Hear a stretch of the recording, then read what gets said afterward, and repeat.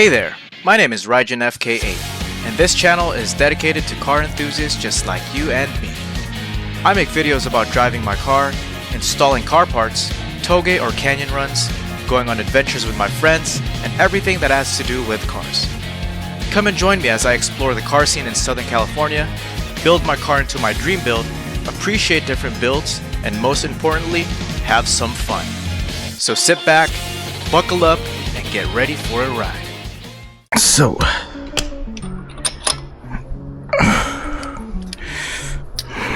basically, remove 1, torque to 50, and a star pattern, right? Remove, and then torque to 50. This is the 2-step torquing method.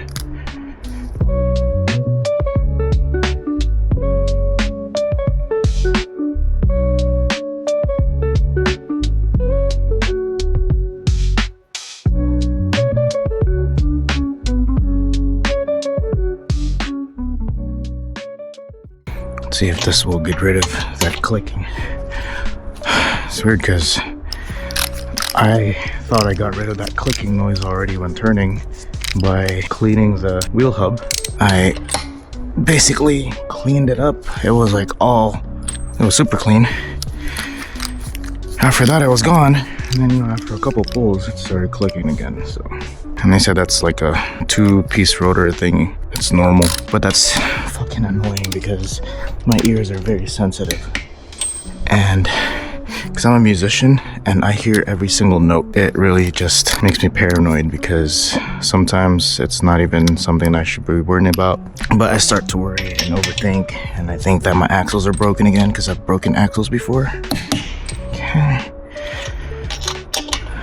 This time it's not an axle. Doesn't sound like an axle sound either. It's more like a high-pitched clicking rather than a low-pitched clunk. I just rebuilt my axles too, so it's impossible. Hopefully that fixes it, because that shit is driving me nuts. There you go.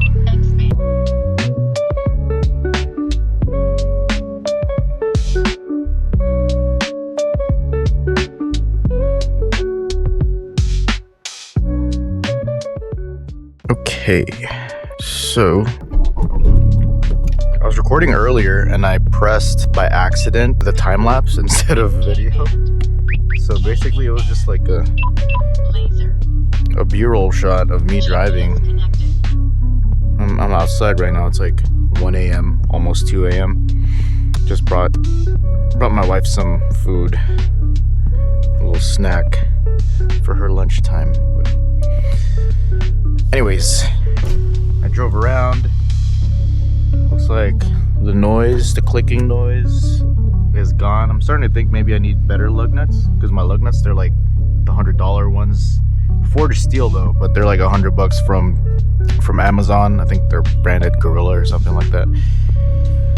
I don't know, but apparently it's not really a big issue. Many cars that have 2-piece floating rotors have this issue too, so I'm doing full lock right now very slowly and I don't hear anything. Then again, I just did tighten my lug nuts just before this drive, so we'll see. So every time I do like a hard pull, hard braking, because some regular traffic people were trying to race me earlier just because I was downshifting into a stop. They thought I was challenging them, you know? I hate that. Like sometimes I would downshift into a stop and then I guess there would be like a Tesla right next to me. I'd just be chilling at a red light, and once it turns green, next thing you know, the Tesla would just like launch. Like, bro, ain't nobody trying to race your fucking microwave, okay? Chillax. But anyways, getting sidetracked here. I did that 2-step torquing method. We'll see later once I get back home. I usually like to see if I go down the ramp into our parking lot, if it's gonna start clicking, because I do have to angle quite a bit, or max out on angling when I go down there. Anyways, I guess I'm gonna make this video into like a 5-year ownership update. a little update of what's been done to my car recently. In the 5 years that I've owned this, you know, it's everything's been really good.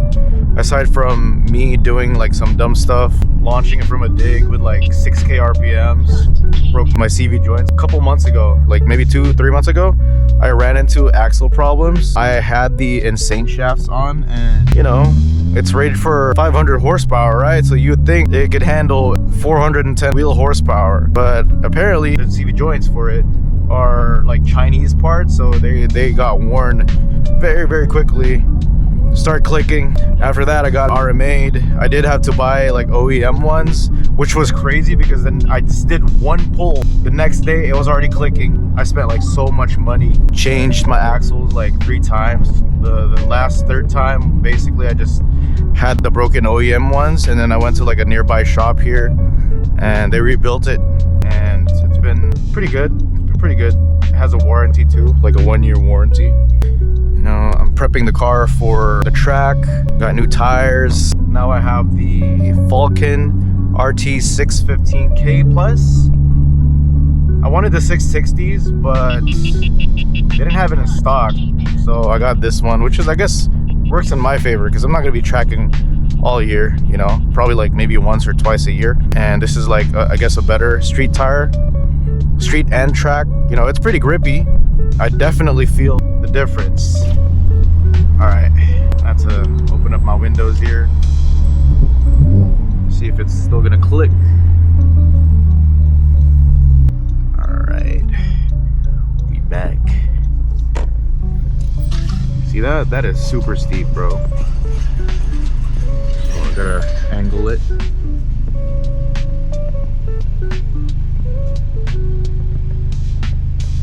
Okay, I don't hear anything. Full lock right. I don't hear anything. It's weird. So I like to test it out here. Full lock right, nothing. And then we're gonna full lock right and full lock left. Yeah, no, nothing, no noise. So it's always been like a torque issue with my wheels. I'll do like a couple pulls, especially earlier today or yesterday. It was very hot. It was 80 degrees, and I was doing pulls after pulls, like maybe 3 pulls in a row, hard braking. And then when I got home, I was like, oh crap, it's clicking again. So it's probably just like heat expansion from the rotors, the wheels, the lug nuts, and all that. There's so many components, you know, so many factors. So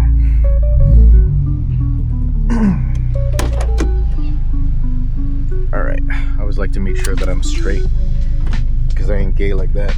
Okay, this is my phone. This is the Z Fold, right? It's really nice. I don't need that big tablet here anymore. I just use this.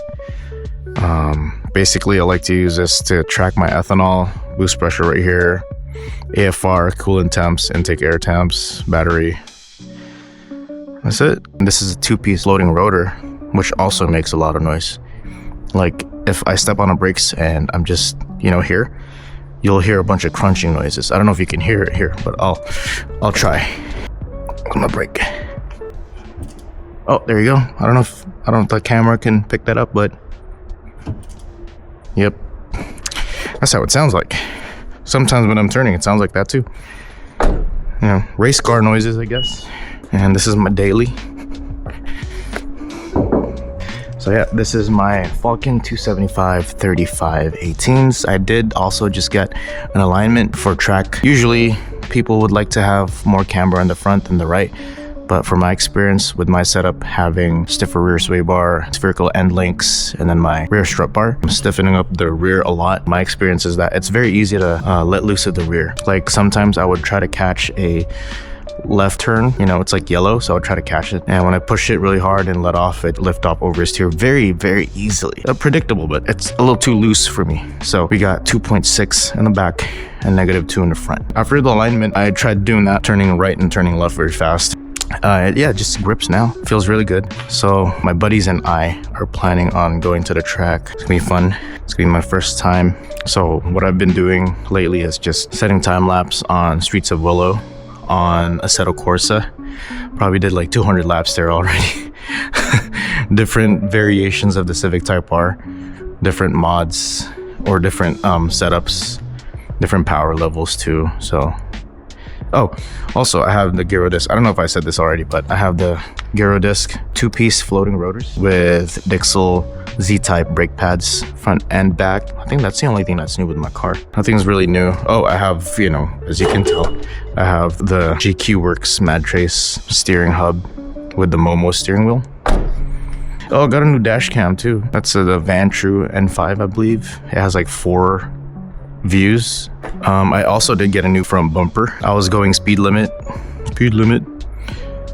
It was Labor Day and I was just, let's just say I was going fast as fuck. The road was clear. I went fast as fuck. Next thing you know, the brackets here underneath that's holding the front spoiler, which is like very weak, it's just plastic, it snapped off. My friend and I, we were debating whether the Mugen piece actually gives a lot of downforce, but apparently it does.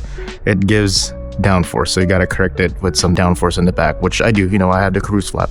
So yeah, this just basically ripped off and it touched the ground and it just got shaved off. So this is a completely new bumper. As you can tell, the color is different. I think that might just be the PPF because this is an older PPF. It's probably yellowed in already, and this one has a new PPF.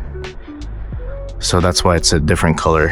I try to kind of bake it a little bit, try to park it outside from time to time. That way it gets weathered in and would start to blend in with this, but the true color of the car is a little bit more white than usual. Yeah, so it was pretty crazy. I didn't have my car for like 2 weeks. I only paid like 400 bucks. My insurance covered the Mugen kit and the PPF. They also covered the PPF for here, but I had to spend a little extra because whoever did it sucked ass at making custom cuts. So I went to my usual go-to in Riverside. They're called N-Tech. I've been there a couple times before. They're really good at it. Like it's perfect. This car is driven outside. It's not completely perfect. They did my side skirts before too. This one has a bunch of scuffs here already. Even my wheels aren't perfect. It's like hella chips on my wheels. I don't care. It gets driven. It's not a garage queen anymore. Oh yeah, this part right here. I don't know what hit this thing, but whatever. It's road worn. Yep. I think my future plans for this car, I'm waiting on my spoon rigid collars. I also want to put a splitter, but for now I just have the slip blow guards underneath here just to help it slide if it does scrape. I'm not planning on making more power anytime soon. For me, I've been savoring this car. It now has close to 62,000 miles on the clock. I got it brand new. Oh, also, I'm gonna change the harnesses before the track day. I do have the FIA approved Willens X Night Runner. They're 4-point, so it's gonna be both sides. Car is really reliable, no problems with the engine. Yeah. Oh, all right, bye.